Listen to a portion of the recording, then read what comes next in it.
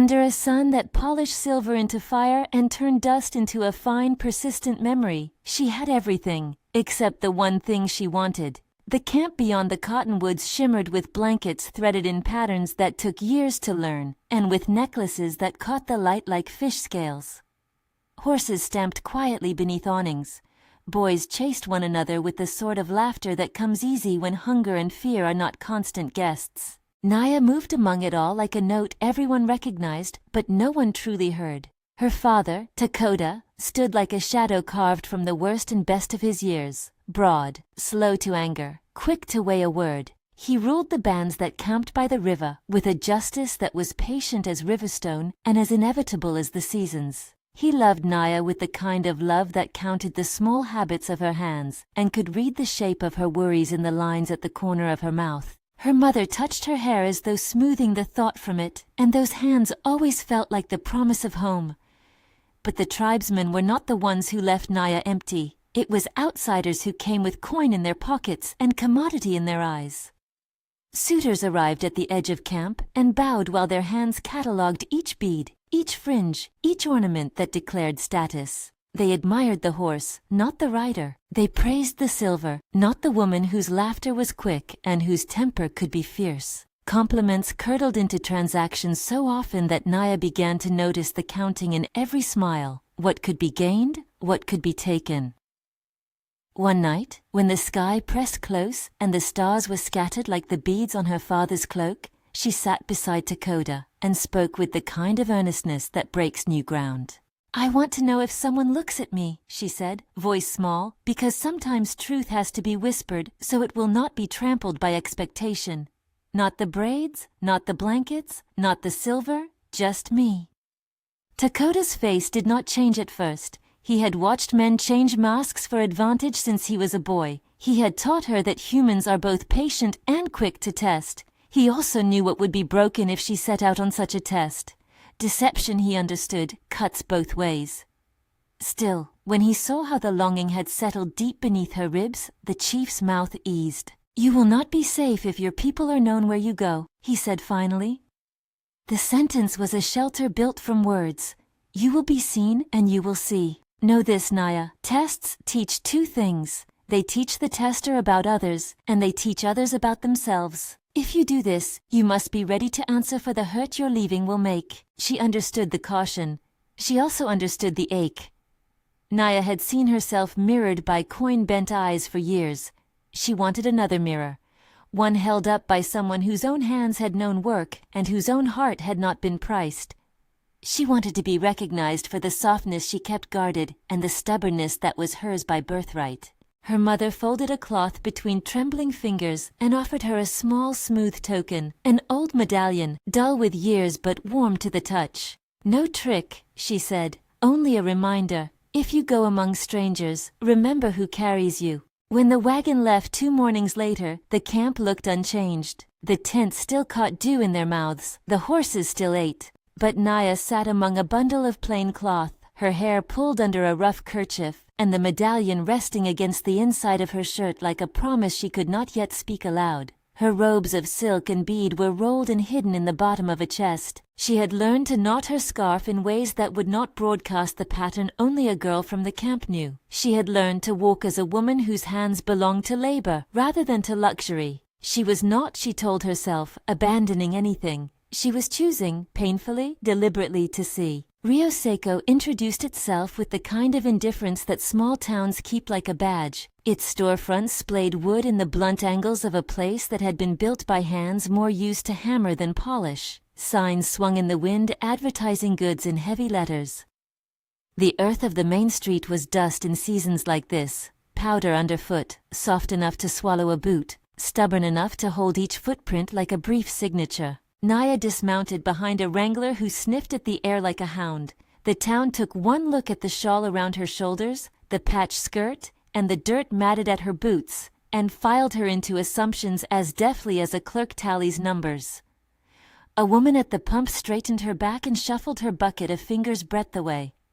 A merchant in a wide-brimmed hat tightened his lips and spat like he could physically move her away. She had expected some hardness. What she had not expected was the particular kind of cruelty that small places polish into a pastime: a tilt of the head, a purse of the mouth, a laugh that feeds somebody's sense of belonging. "More for the poor, less for the kind of trouble they bring," the grocer muttered when she reached for a handful of dried beans. He counted out the change with deliberate slowness. The price he named had an edge to it, a margin that was not for the loss of grain or the heat of the day. It was for the fact that another woman like her might cause fuss among customers. A cluster of women at the well exchanged looks when she stepped near. One of them made way with a shoulder, as though she were removing a stone from the path. A butcher allowed his knife to rest a little longer against the counter when she asked its price. Small things, but constant. Small things that collect like rain that will not go away. "Why don't you take your business where it belongs?" a man called from a porch, loud enough for others to echo. "We've no use for strays here." The words hit Naya like a hand she'd expected, but still flinched from. She kept her face steady, pretending not to feel the quickness of her pulse. Every insult she took into herself and tucked away as material for the greater experiment. She told herself she would not flinch, that she would learn truth, the truth of hearts arranged like a deck, and hold it up when the time came. And then Cole stepped in. He was a man built of quiet, broad shoulders, a face weathered by wind, a jaw that didn't hurry to judgment. He wore a coat that had been patched more than once, boots thick with use, and a hat that had clearly seen rain and been forgiven. He watched the town's small cruelties as if he were reading a weather pattern, and when the grocer's hand lingered on the coin, Cole did something simple and exact. He bought a loaf, paid the honest price for it, and left no chance for deception. "That's the right price," he said to the grocer, voice steady and not loud. "Don't be taking more off women than you would any man." The grocer shifted, conscience like a fly buzzing in the corner. "We gotta keep the ledger straight," he hedged, the familiar grammar of self-justification. "People love to think worse of others if it costs them nothing." Cole did not argue. He slid the coin back to the grocer, let the words hang in the air like a stone that might cool. Then he walked to the well and set his bucket down beside Naya's. He did not make a show of mercy. He simply gripped the rope, drew up water, and handed it to her with hands that said, "I see you as a person, not as trouble." "You okay?" he asked, not with pity, but with the kind of attention that has room for the answer. Naya looked at him, the set of his mouth, the slow measurement of his gaze, and felt something loosen inside. She had seen charity before, sudden, loud, and making whoever gives it feel larger. Cole's was quieter, the sort of thing that asked nothing in return but presence. "I am," she lied first, then allowed herself to say the truth in a smaller voice. "Not yet." They spoke in short sentences after that, the talk of people who do not have time for long confessions but can make space for small mercies.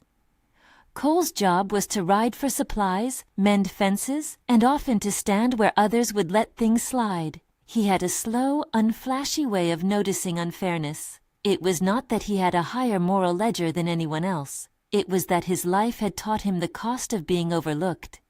"You from around here?" he asked against the noise of town gossip. "Not from here," Naya answered. She could have spun a tale with ease, given her upbringing in a world that had taught her stories as readily as it taught beadwork. But the test required faithful small lies, not a grand fiction. She said simply, "Passing through." Cole nodded once and didn't press. He walked her to the shadow of a lean-to behind a blacksmith's shop where a few boards nailed together and a tarpaulin made a shelter against noon sun.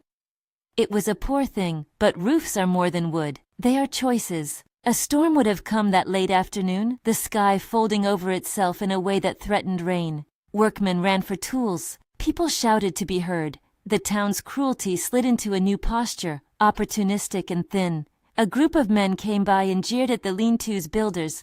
They moved some of the planks as a joke and left a higher bill for materials, forcing the project into delay. Cole stood where he had been needed before, there when someone had to lift a board, when a stubborn nail had to be pried. He worked without talk, but when the men poked and laughed, he called them out by name, not to escalate, but to slow their laughter into the recognition of other human beings.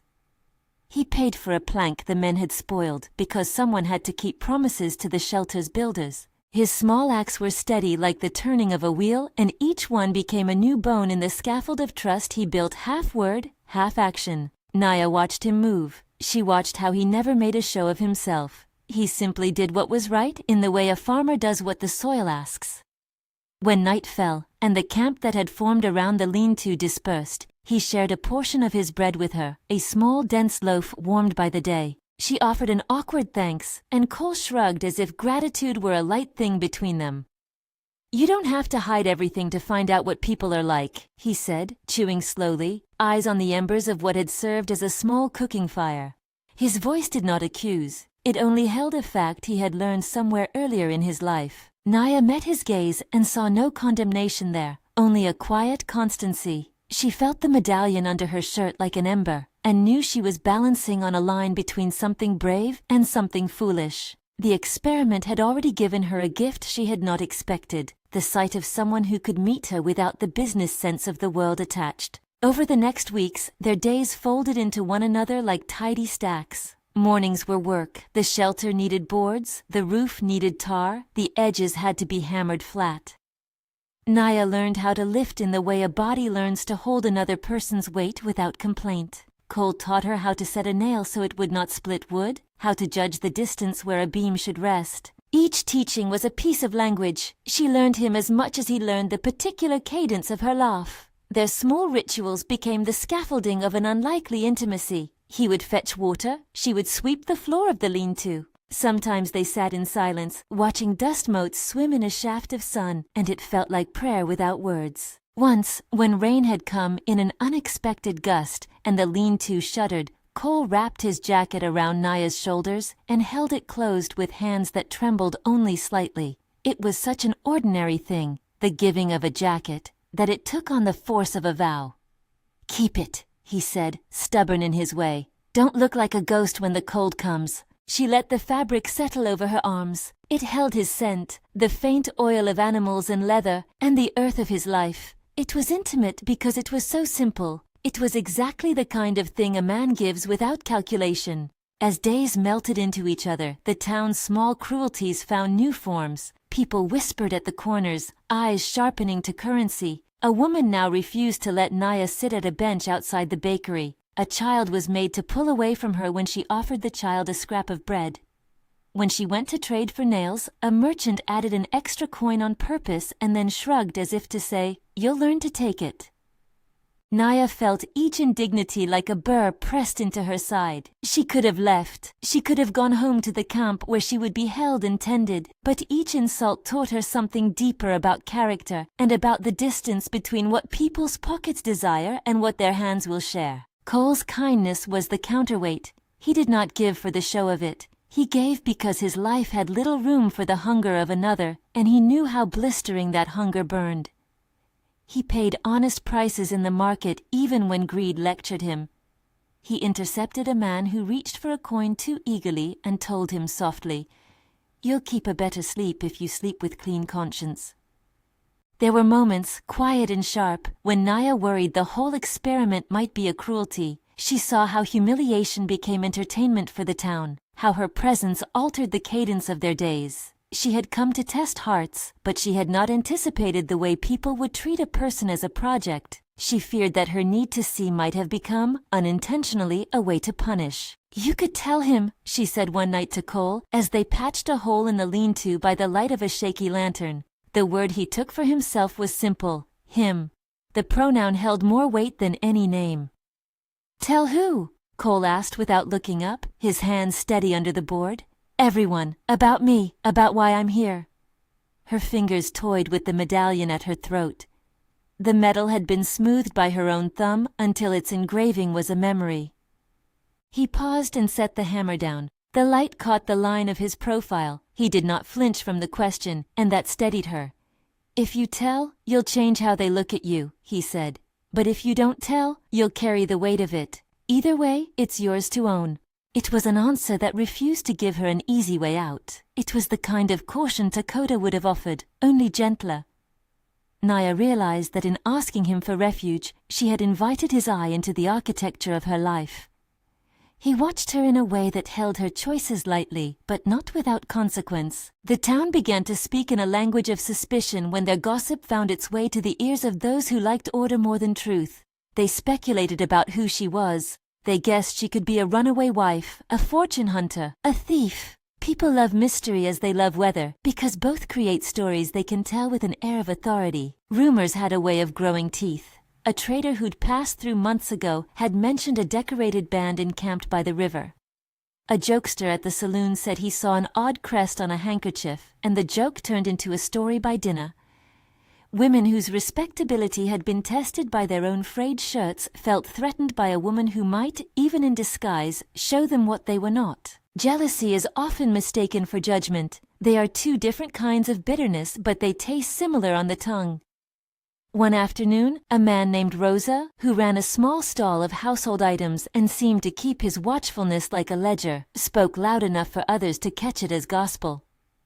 "My cousin in the next town says there's a chief's daughter wandering about. Pretty, yes, but can't tell how she'll stain a bowl. Best to watch the prices we give her." The sentence landed like another stone. People clustered around it as if comforted by a narrative. Naya heard it. She felt the blood leave her face. The medallion at her throat seemed to burn. She knew then how close she was to being unmasked, and the knowledge prickled like a nettle. That night she sat alone on the lean-to's step longer than usual. Cole noticed. He always did. He did not demand to know.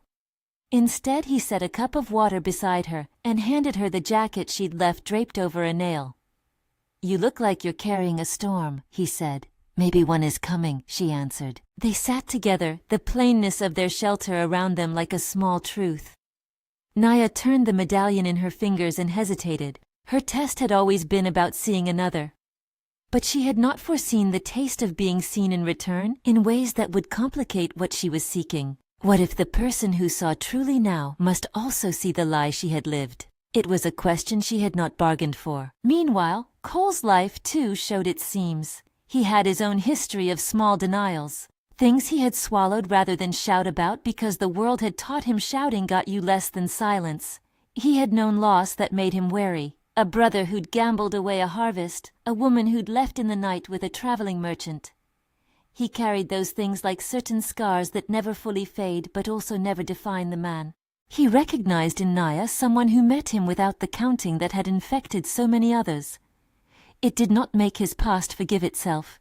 It made him more deliberate in what he gave. One afternoon, as they worked side by side shingling the lean-to's roof, a boy no older than 14 ran up with news in his breathless way. A group on horses had been spotted riding along the river's bend, banners bright enough to show from a distance. The boy's imagination stitched the sight into rumor, chiefs, riches, revenge. The way the youth told it made it seem like a play where villains and heroes were already cast. Naya's hand stopped mid-reach.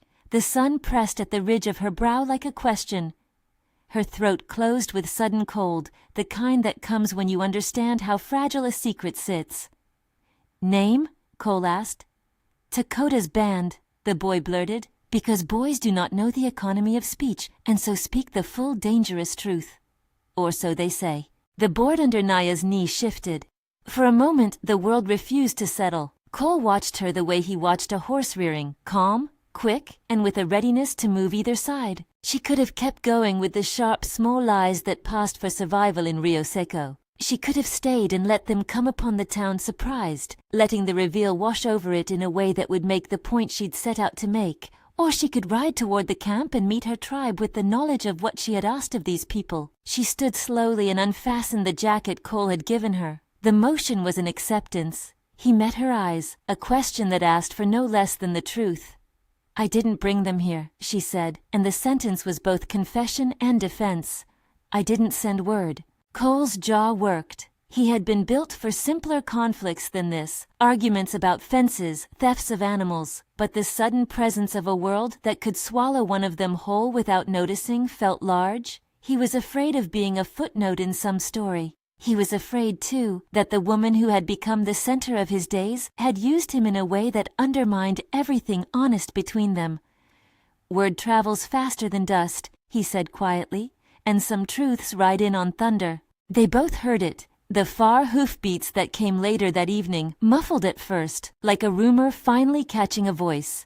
The town seemed to hold its breath as the sound moved closer, the pattern of it a slow drum. Windows shuddered. People tipped their hats down in that way townsfolk do, when they do not yet know whether to fear or to welcome. Naya touched the medallion and felt its familiar shape. She had not thought about it as a key, though in the nights before she left, its weight had been more talisman than anything else. Now as the hoofbeats drew nearer, it felt like something removed from myth and placed in the world where consequences have teeth. Cole moved to stand by her. He did not reach for her. Consent had never been an assumption between them, but his presence was a bastion. He had the look of a man who had decided he would meet whatever came with his hands empty of pretense.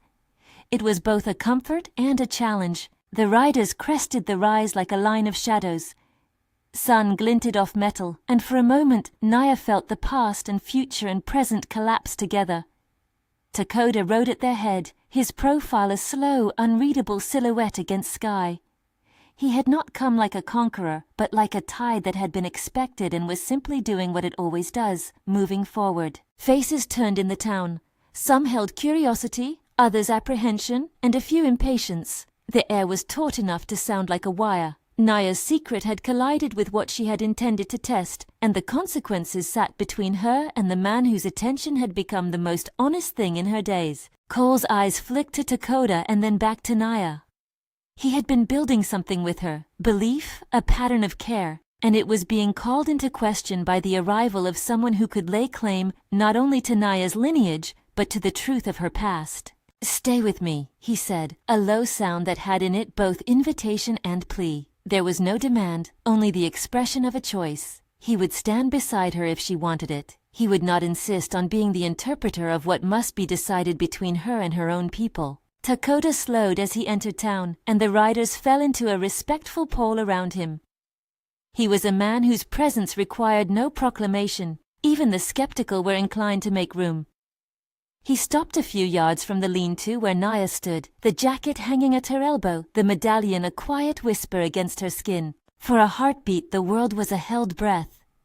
Dakota's gaze ran over the lean-to, over the set of Cole's shoulders, over the faces in the crowd. He found Naya's eyes and held them like a lantern, not unkind, not indulgent, unchanging as the things that have long been tended. "You sought truth," he said to her in a voice that asked for no performance.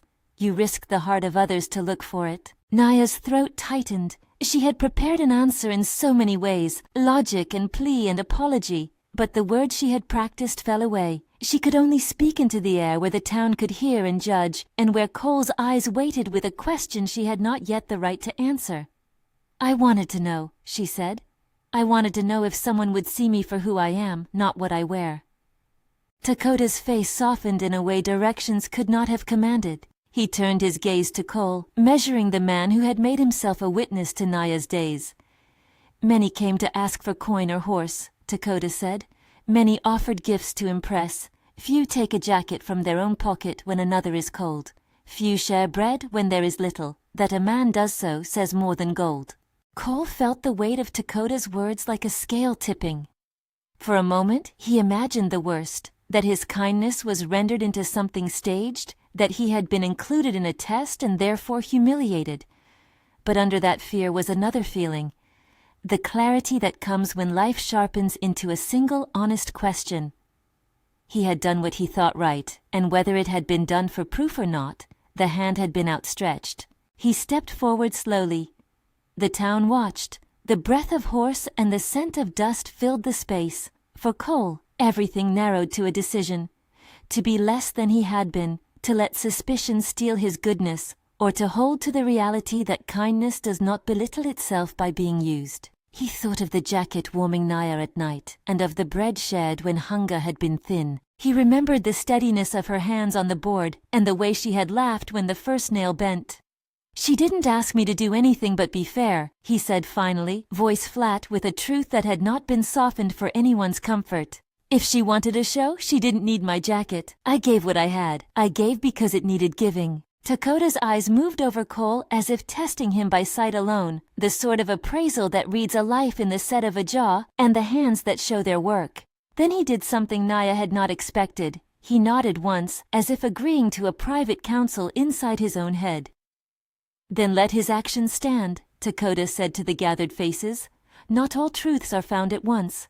Some are earned in small hidden ways. The murmur that rippled through Rio Seco was a mixture of relief and confusion. Some saw the chief's word as a command and relaxed into the shape of apology. Others whispered that the spectacle had saved their reputations without costing them anything. But not everyone softened at once. Some held their judgments like flags. Rosa, the merchant who had earlier increased a price, crossed his arms and said nothing. His quietness felt heavier than accusation. The town's forgiveness would not be instant or unconditional. Naya, however, felt the weight of what she had done settle on her chest in a different way. The experiment had worked in an expected sense. She had seen hearts, and she had been seen. But she had not foreseen the way her visibility would make others feel deceived, or how the man who had begun to mean so much to her would stand between her and her own people. She had not foreseen the complicated path that would follow a truth revealed. Cole's face remained open, not ringing with victory or wounded by betrayal yet. He had chosen a response in the moment that defined him, to stand by what he had done, and to refuse to let suspicion corrode what was real between them. Yet the question, was his affection sprung from honesty or from being part of a test, still hovered between them like suspended dust. Dakota spurred his horse only a little, and the riders shifted to create a way forward as if the town itself were a river that must be navigated. There would be conversations in the morning, and measures taken to mend fences, for social bridges, when broken, require attention and time. For now, the two camps of life faced one another across a few boards and a strip of sun. Naya stepped away from Cole and turned toward her father. Whatever came next would require courage and confession and a bearing of what had been hoped for and why. The test results spread in ways she had not intended, altering lives, wounding pride, and forcing citizens and visitors alike to consider the currency of honor. Behind Dakota, a small grin slackened one man's mouth. Another reversed his posture and moved toward apology. The town would not become perfect. That had never been Dakota's intention when he let his daughter go. What he did intend, what Naya hoped, was that a few hearts would be nudged toward a better bearing. Cole watched Naya go. He understood that the coming hours would examine more than her bravery. They would examine his capacity to forgive and to continue believing in the quiet value of small acts. He did not yet know whether forgiveness would come easy or be paid for in something like pain. The sun dipped lower, casting long shadows that stretched across Rio Seco like fingers. The lean-to creaked when a gust found it. In the hush before any real answer could be given, Naya turned and looked back at Cole. There was a steadiness in her look that had not been there when she arrived. Not a triumph, not a plea, but the clear, determined expectation that he would meet what came in the same way he had met the market's injustices, without show, but with a readiness to act. Cole met her gaze and nodded, an answer that promised nothing, and yet offered everything a single man could give: presence, truth, and the willingness to be known. As the riders took up their place at the edge of town, and people started toward whatever form of repair or accusation the hours would bring, a single small thing moved unnoticed by many. A child, holding an uneven coin, walked up to Cole and offered it. "For the man who shared his bread," the child said, eyes wide with a faith that had not yet been eroded by adult calculation. Cole smiled, the kind that serves as a hinge on a door, and took the coin. He handed it back to the child with the same steady hand. "Keep it," he said. "Spend it well."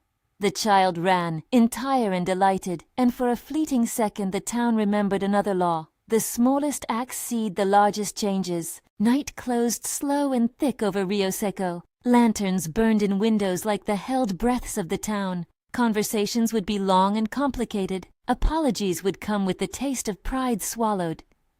Naya would have to account for her choices to the people she loved most. Cole would have to decide whether the trust he had placed in her was strong enough to remain. Dakota would weigh what had been learned against the cost of humiliation to the community and to his family. So things rested on a knife edge, held by vows and doubts, by the knowledge that kindness is its own kind of currency, and that truth, when brought into sunlight, often stings. The story was not finished. There were reckonings yet to come. A public accounting, a personal apology, and perhaps, if courage held, the kind of reconciliation that changes the way a town breathes. From where they stood, the flood of consequences had only begun.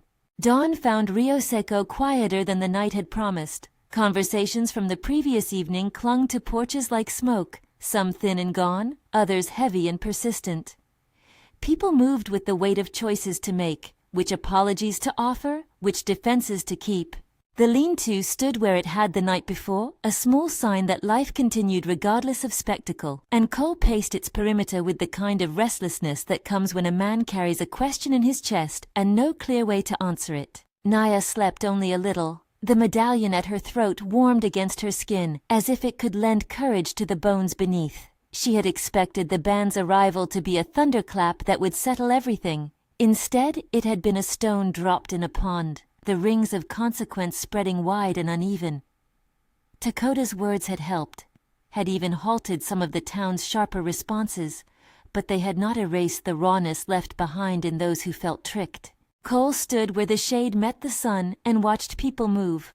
The grocer rolling his barrel, a woman tying a bundle with fingers that stopped mid-twist when she saw Naya cross the street.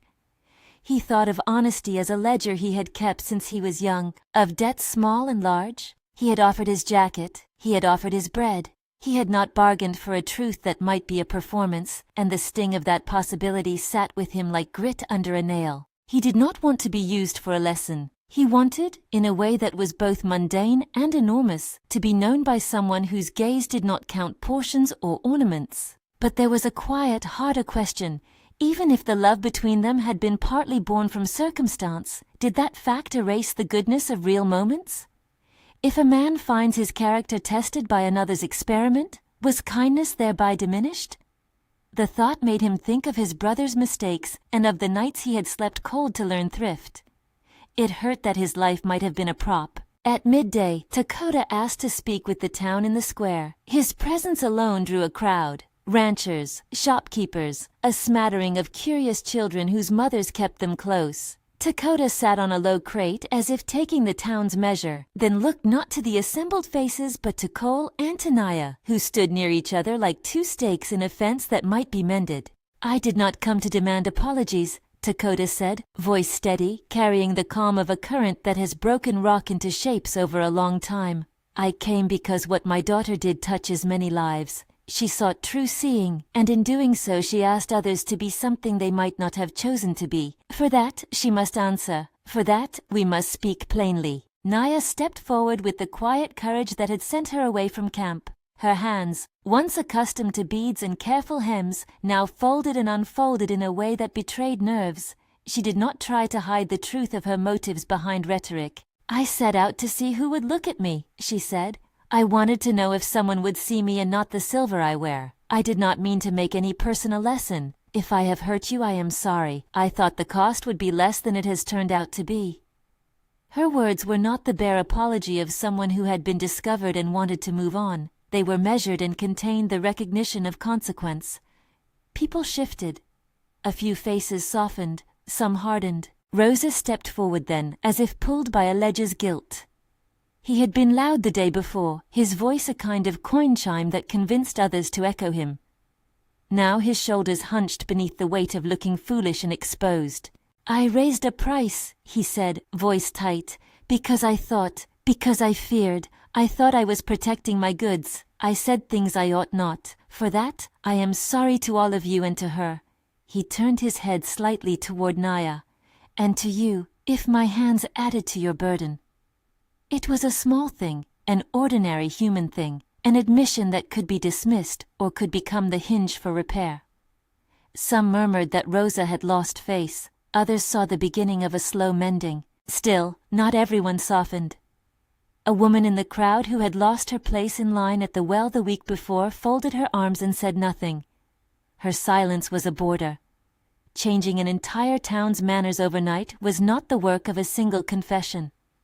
Dakota knew that, and his face, when he looked at those who had been hurt by Naya's choice or who felt their pride dented, held no false reassurance. "We will make amends," Dakota said, "not for show, but in ways that are steady." A gift is not enough when the injury is to the heart. We will spend time here, share with those who need it, and in return we will ask only for conversation, true conversation. Learn the cost of what was done, teach why you reacted as you did. We will not make this into a spectacle. Dakota's offer was not an ultimatum. It refused the easy closure of theatrics. He proposed labor and listening, exchange and time. The town would have to live this change day by day, some faces lit with relief, others with caution. The mayor, an earnest man who liked lists and clear endings, nodded as if to accept a project that could be tracked. Cole listened while the talk unfolded. Dakota's words gave him something to consider. Not that his acts were vindicated, but that the tribe sought not to humiliate the town, but to build bridges. He found himself thinking of the small things that had bound him to Naya, stealing a moment to hand her water, the awkwardness of sharing bread, the hush of their work together. Those things had been real. They did not evaporate because the circumstances around them were messy. The possibility that his kindness had been misused hurt, but he realized hurt did not erase truth. After the meeting, the town's council lingered, and a few men came to Cole. One, a blacksmith he'd helped months ago without thinking, clapped him on the shoulder and said, "You did right, that's all there is to it. People make themselves mean when it's easy." It was a small confirmation, but it steadied him. Naya sought him out where he had moved to the side, and for a moment they were alone in the press of the crowd. She had the look of a woman who had climbed a difficult ridge and now faced the necessity of descent. "Tell me why," Cole said, not sharply but with the honest hurt of someone who needed to understand. "Tell me why you did this to them and to me." She inhaled. "Because I was tired of being chosen for my things, because I wanted some proof that being seen could exist without ornaments. I thought I could hold the space without making people into prey. I was wrong in the ways it hurt them. I am so sorry, Cole." The apology carried weight because it was not deflective. She did not hide behind nobility. She spoke of vanity and loneliness, of the raw ache of never being looked at for her laugh or for the way she set a nail. Cole listened, combing his memories for the small moments that felt honest, and when he spoke, the words were slow. "You could have told me," he said. "I would have stood with you, but I'd be lying if I said I wasn't some fool who wants to know I'm not part of an experiment." Naya reached for his hand. There was an asking in her fingers, not a demand. Cole accepted the touch but kept his voice steady and frank. "I need time," he said. "I've been hurt before by grand gestures with small truths. I'll not say I forgive yet because that would cheapen it, but I won't throw what we've had away like a used cloak. I need to be sure." He could not promise more than presence, and he would not promise less. Naya nodded, and in that silent agreement there was the seed of a covenant, not one of possessions, but of patience. She would not push for his quick absolution. The town needed to see his honesty honored. That afternoon, Dakota and a few of his people stayed in Rio Seco. They traded labor for lessons, repairing a sagging roof on the schoolhouse, mending fences beyond the town center, and sitting in the square to listen as locals spoke of their fear of being taken advantage of or their shame at having been mean. Dakota did not preach. He listened. He offered small stories of his own. Times he'd learned about humility, times he'd erred with his own hands. The camp's presence was steady and practical rather than a performance. Slowly some apologies followed. The grocer lowered his prices for a week. He explained it as a business decision, but the explanation carried the current of remorse. A woman moved a bucket to make room at the well and said she was sorry she had been unkind. Rosa, the merchant, brought a bundle of cloth and placed it at the lean-to step with no fanfare, an offering, not a proclamation. People began to look at one another differently because they had heard each other's stories. Not every apology was graceful. A few tried to bargain, "I'll give these things if you don't tell the story," and Dakota refused those trades. The chief insisted that what his daughter had done required no purchasing of silence, it required openness. That sternness was also a kind of mercy. It would not let the town slide back into the comfort of ignoring harm. As days passed, Naya worked at the lean-to and in the town, mending fences and helping load hay. She moved with a new humility. The deception had been a choice, but she would now choose repair. Cole watched her, and their interactions were careful and honest. They taught each other how to do small tasks with patience, how to sew a tear so it would not fray, how to coax a stubborn horse into a trailer.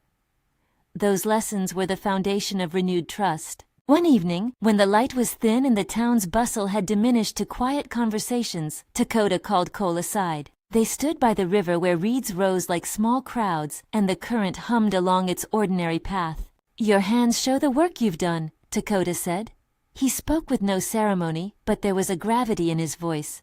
"They have given without expectation. That is not small. My daughter sought to find someone who would do that without counting coin.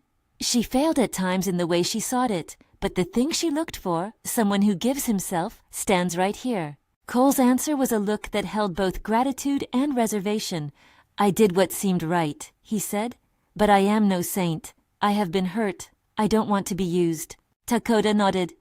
"Hurt is a good teacher. You decide when you are ready. I only have one thing to say. If you are willing to learn what it means to walk with us, not as a curiosity but as a member, you will be welcome. We are not asking you to change who you are. We are offering a place where your goods of heart will be known and where your life will be part of ours." It was an offer that held many forms, an invitation to be present at camp, to learn and to teach, to become part of a family in the broad sense. It did not demand immediate acceptance, only an open door. Cole felt the magnitude of it. He had never had invitation to step into another world with such simplicity. He thought of the jacket, the bread, the way Naya had laughed when he explained how a nail should be set. He imagined, not without a quick fear, a life that straddled the river, part town, part camp, where goods of character mattered. "I'll come by," he said finally. "I can't promise more than that, but I'll come." Dakota's face showed the faintest approval. "Come with clean hands," he said. "No one asks for perfect, just for honesty." News of Cole's visit to the camp traveled quicker than most things did. Some townspeople watched with suspicion, others with curiosity. The idea of a ranch hand marrying into a tribe was loaded with meanings they did not fully understand. Yet the actual meeting was ordinary. Food shared, stories traded, a slow learning of how to saddle a different style of horse and how to tack a pack. Cole listened more than he spoke, and when he did speak, it was in the same steady tones that had earned him respect in Rio Seco. Naya showed him the patterns on blankets, the slow artistry of beadwork as if each stitch held a sentence. She did not use the camp as spectacle, she used it as home. Slowly Cole's fears dulled like pebbles smoothed in a river. He saw that the tribe's world was not a stage for proof, but a space of relationship. He began to understand the quiet discipline of their everyday life, the way responsibility wore the same face whether one tended horses or wove blankets. Back in Rio Seco, the town's change was not complete. Old habits die slowly, but the lean-to had become, in a small way, a place where people left things, nails, a borrowed tool, an extra loaf, because they had seen kindness repeated and wanted to be part of that sequence. A child who had once offered a coin to Cole now brought a scraped knuckle to be bandaged, and Cole took the bandage with the same steady hand. A few weeks later, there was a small public moment, neither planned nor grand. Naya stood before a group of townspeople and spoke, not in apology alone, but in plain accounting. She told them why she had chosen the disguise, how the counting in eyes had wounded her, and how she would make reparations not in coin but in service. She offered to help where needed, tack rooms, mending fences, helping women carry water when summer's heat hardened the days. Her words were accompanied by visible acts. She worked alongside those she had offended. She refused to be sheltered from the consequences of her choice. Cole watched as she came into town daily, unsparing in labor and in listening. His heart, once threshed by suspicion, began to stitch together. He still had nights when doubt visited, but they were fewer. He saw that her apology had not been a performance, it was a commitment. He remembered the way she had sewn together broken boards, the way her fingers had learned to hold a hammer without hesitation.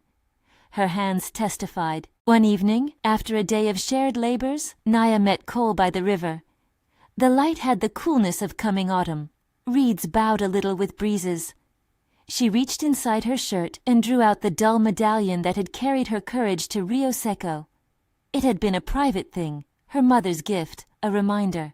Now she turned it in her palm until its surface glinted faintly like a promise. "I wore this when I left," she said. "It was not meant to trap anyone. It was a memory and a promise to myself. I have no right to ask you to accept it, but I want you to have it if you will accept it as something simple. a token of what I mean and what I hope."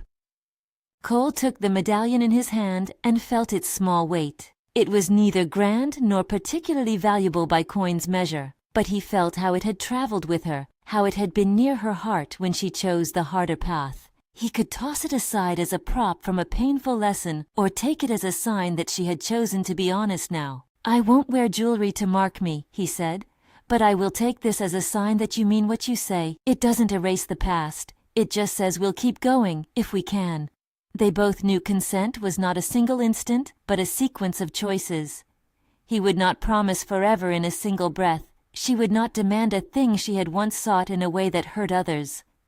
They reached toward each other and touched fingers, and that small contact was enough for the moment. Time moved as it does, without hurry. Bonding between camp and town deepened not through speeches but through small, consistent acts. Cole rode to the camp more often, helping to mend fences and trade work for stories. He taught some in the band the ways of the town, how to bargain fairly in the market, how to read a ledger. The tribe taught him to saddle differently, to track subtle movements in the land. Each exchange stitched the lives together, not into a perfect cloth, but into something serviceable and durable. Rio Seco showed its best self in small reparations. The grocer donated flour to a family whose roof had leaked. A woman who'd been sharp at the well now kept an extra bucket ready for anyone who came late. Rosa, who had once tightened prices, learned to leave credit for those who needed it and took pride when someone returned to pay. He told a neighbor one morning, "My margins were my fear. I got tired of sleeping with it." It was not a grand confession. It was the kind of plain talk that often does more than thunder. Yet the town's shift was not total. There were still glances, still people who carried the old hardness as an armor. But the armor had begun to show cracks where warmth could slip in. Children, less obliged by the caution of older folks, played near the lean-to and learned to knot ropes and to mend tears. They carried with them less cynicism than their parents. Weeks later, at a low celebration between camp and town, simple food shared on blankets spread where two worlds met, Dakota asked Cole to speak. Cole, who did not relish public words, stood and told one story. Not long, but enough to make people laugh and then think. He spoke of a crooked nail in a stubborn post, of the way Naya had laughed when he tried to teach her a hitch and instead looped the rope in an inventive knot that saved the day. The image of their clumsy work summoned warmth, not pomp. "She is not perfect," Cole said, voice frank. "Neither am I, but we've seen each other in work and in time and in cold. We've held our hands out and been held back. If that's not the kind of thing that makes a life, I don't know what is." People cheered in a small, honest way. It was not the roar of a crowd moved by spectacle. It was the sound of neighbors approving steady good sense. Months shifted. Cole's visits became a living pattern. He took to staying more nights at the camp, not because he had to, but because he wanted to. He learned some of the language in fragments, simple phrases that made Naya smile when he mangled them in the right way. In turn, some of the tribe's young men went to Rio Seco to help with harvests, to trade, and to learn about different routines. That exchange was not the end of tension, it was the work of bridge building. Slow, ordinary, requiring humility. There was no formal marriage in the way of a town ceremony or a ritual that the script could dictate. Rather, there were evenings when Cole and Naya cooked over the same fire and mornings when they rose together to mend a broken fence. Kindness, small and persistent, built their partnership. Dakota honored Cole with words and with work. Cole earned place not by flamboyance, but by presence. One day, the mayor of Rio Seco invited Dakota and several of his people to the town hall for a community meeting. The aim was not to orchestrate grand gestures, but to set down rules for ongoing mutual support. They agreed on shared days of work, repairing roads and tending water sources, and on youth exchanges where young people could learn skills from both traditions. It was practical and it made a small difference. A creek bank was strengthened, a school's roof received timbers. The measures were not transformational overnight, but they were real. In the quiet that followed months of work and talk, Cole and Naya found a steady rhythm. They were not immune to old fears. Cole sometimes woke in the night with worry that he had been naive. Naya sometimes felt shame for the hurt she'd caused. But they had learned to name their faults and to ask for mercy. They had also felt the hard grace of forgiveness. not an erasure but a reknitting. Cole's forgiveness arrived in a slow way, built by daily proofs of Naya's honesty and her willingness to accept consequences. At the heart of their life together was the understanding that true worth lay not in necklaces or steeds, but in the small baskets of care people shared. A neighbor's child saved a place for Naya at a quilting circle. A man at the saloon who had laughed the loudest gave Cole a nod that meant, in time, respect. The town did not become perfect, but it became more capable of seeing people without immediately counting their value in coin. Years later, when the river leaned gentle and the cottonwoods threw long shadows, a woman carrying a bundle walked from camp into Rio Seco. She stopped at the same lean-to where Naya had once sheltered, and children ran to greet a man with a weathered hat. Cole, older by a few lines, laughed with the same steady sound. Naya moved among people now, not as one who must prove herself, but as someone whose life had taught others to look differently. They had built a home that sat between worlds, neither entirely camp nor entirely town, but a place where fires were lit and stories told in both tongues. Dakota visited and sat for long, quiet conversations with the mayor. Rosa's stall still sold household items, but now he kept a small ledger of loans that he offered to those in need and felt a faint pride in it. The children who had once thrown stones at the lean-to now helped carry water and told stories of how Cole taught them knots. One afternoon, as the sun made the river silver and thin as a blade, Cole and Naya walked the line of their shared land. She turned her head and looked at him, eyes steady and sure in a way that had not been possible when she first left her father's camp. The medallion she had given him hung at his neck now, not as proof but as an emblem of a long choosing. "You saw me," she said softly. "From the start." "And you saw me," he answered, "not just where I started, but where I work and grow." He took her hand in his, the fingers fitting with the ease of long practice. They did not need to speak a moral aloud. The landscape around them, patches of repaired fence, a schoolhouse with a new roof, a market where a child traded a drawing for a loaf, told it plainly. True wealth is not weighed in silver, but in hands that give, in words that keep covenant, and in the bravery to be honest and to forgive. As they walked back toward their home, the town's children raced ahead, bare feet kicking up dust, and behind them, adults moved with the weight of ordinary days. The world remained complicated, the mistakes had not been erased, but something had shifted in the way people looked at one another. They had learned that dignity can be defended without stripping another's humanity, that humility and repair have a currency of their own, and that love asked for should be met with both caution and courage. If anyone had asked Naya whether her test had been right, she would have said this: she had been foolish and brave in equal measures. She had sought to see truth and had caused pain to find it. She had apologized and worked, and most important, had chosen repair when the easier path would have been to hide behind her rank. The lesson was not a clean moral to be hung like a sign. It was a life continually chosen. Cole, who had once worried his kindness might be mistaken for naivety, found that kindness had a stubborn afterlife. It did not vanish when used. Sometimes it multiplied. He had been hurt. He had considered walking away, and yet he had stayed, because he had seen that forgiveness can be stronger than the fear that birthed it. Dakota watched these small things with a father's patience. He did not claim victory. He simply saw that his daughter's longing had opened a path for learning on both sides of the river.